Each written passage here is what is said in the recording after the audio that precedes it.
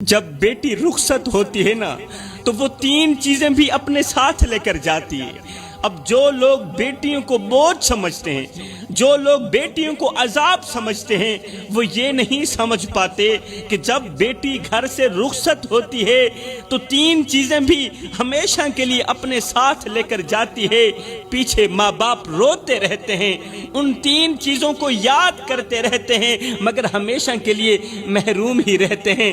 جانتے ہو وہ تین چیزیں کون سی ہیں؟ او بیٹیوں والو، او بہنوں والو، جانتے ہو وہ تین چیزیں کون سی ہیں کہ پیچھے ماں باپ ان تین چیزوں کو یاد کر کے روتے رہتے ہیں؟ ہاں، فرمایا پہلی چیز گھر کی رونق۔ جی ہاں، جب بیٹی گھر سے رخصت ہوتی ہے نا تو گھر کی رونق بھی ساتھ لے کر جاتی ہے، کیونکہ رونقیں تو بیٹیوں کے ساتھ ہی جڑی ہوئی ہوتی ہیں۔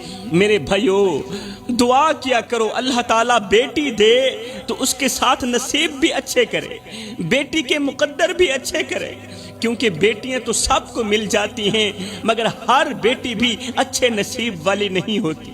آج بیٹی کے نصیب کی مٹی کالی ہو گئی، اس کے سونے کی چوڑیاں آگ کی زنجیریں بن گئیں۔ باپ نے سمجھا تھا کہ جس طرح یہ میری شہزادی ہے اسی طرح سسرال والوں کی بھی رانی بن کر زندگی گزارے گی، مگر ہائے سوئے ہوئے مقدر والی بیٹی تو گھر سے رخصت ہو گئی، سوئے ہوئے مقدر والی بیٹی تو گھر سے چلی گئی۔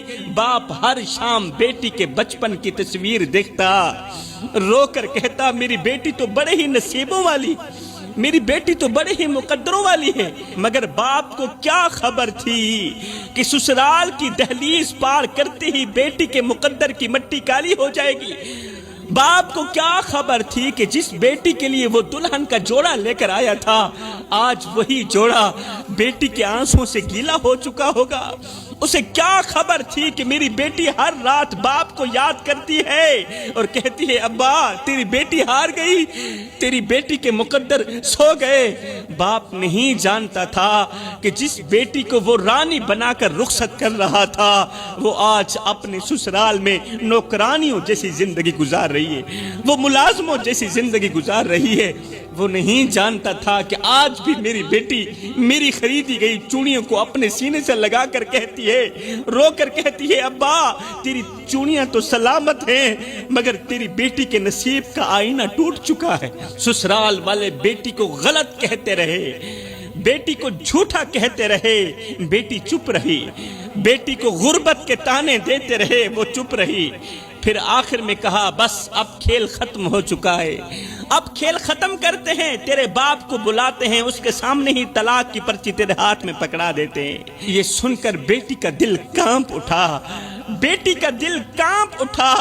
وہ سوچنے لگی کیا میرا باپ یہ منظر برداشت کر پائے گا؟ میرا بوڑھا باپ یہ منظر برداشت کر پائے گا جب میرے باپ کے سامنے میں کم بخت بیٹی کو طلاق دی جائے گی؟ ہائے اس وقت میرے بوڑھے باپ کا کیا بنے گا؟